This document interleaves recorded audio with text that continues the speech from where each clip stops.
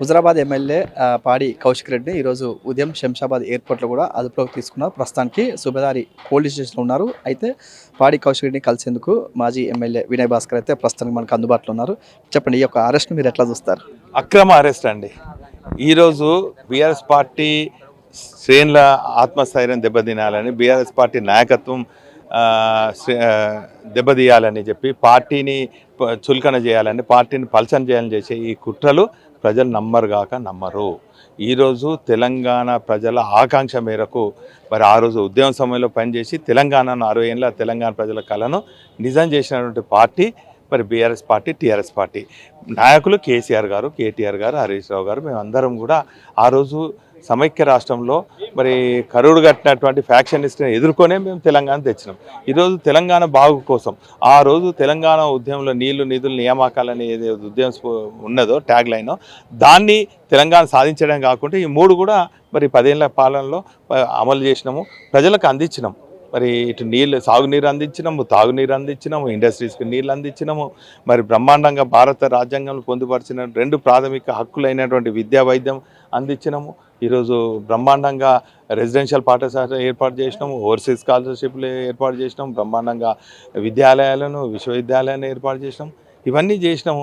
కానీ ఈరోజు కాంగ్రెస్ పార్టీ ఇంకేదో ఇస్తామని చెప్పి మేము కళ్యాణ లక్ష్మి 1,16,000 అంటే వాళ్ళు తులం బంగారం ఎటుపోయిందండి? తులం బంగారం విద్యార్థులకు స్కూటీలని ఎటుపోయినాయి? స్కూటీలు ఈరోజు రకరకాలుగా హామీలు ఇచ్చారు కాబట్టి హామీలు అన్నీ కూడా ప్రజలు ఓపికతో ఉన్నారు. సంవత్సరం ఇప్పుడు తిరగబడుతున్నారు, ప్రశ్నిస్తున్నారు, అడుగుతున్నారు, ఎక్కడ పడితే అక్కడ వీళ్ళని నిలదీస్తున్నారు. కాబట్టి ప్రజల దృష్టిని మరలించేదానికి, మా ఆత్మస్థైర్యం దెబ్బతినేదానికి మా నాయకులపైన ఇటువంటి అక్రమ కేసులు పెడుతున్నారు.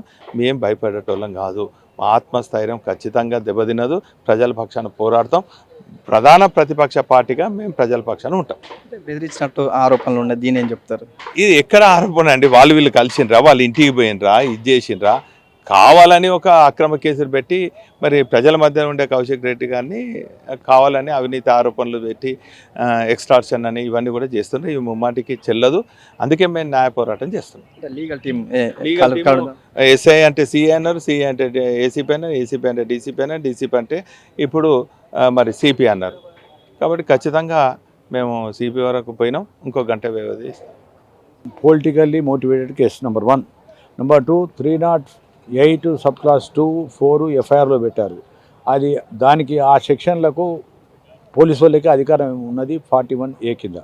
అది రావద్దనే ఉద్దేశంగా మీద పొలిటికల్ ఇన్ఫ్లుయెన్స్ తోటో లేకపోతే వాళ్ళ అడ్వైజ్ తోటో ఒక section of law March 308 sub class 5 పెట్టి జైలు పంపే ప్రయత్నం చేస్తాడు. ఎందుకంటే శుక్రవారం నైట్లో, అంటే శనివారం తెల్లారట్లా అరెస్ట్ చేసి, ఇవాళ శనివారం కోర్టు ఉండదు, ఆదివారం కోర్టు ఉండదు. కాబట్టి 2 డేస్ ఉద్దేశపూర్వకంగా అతన్ని జైలు ఉంచాలనే ఉద్దేశంగా ఈ కేసు పెట్టడం జరిగింది.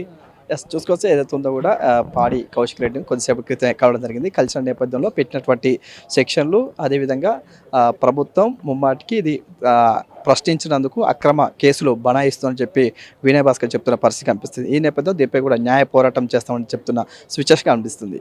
Over to studio.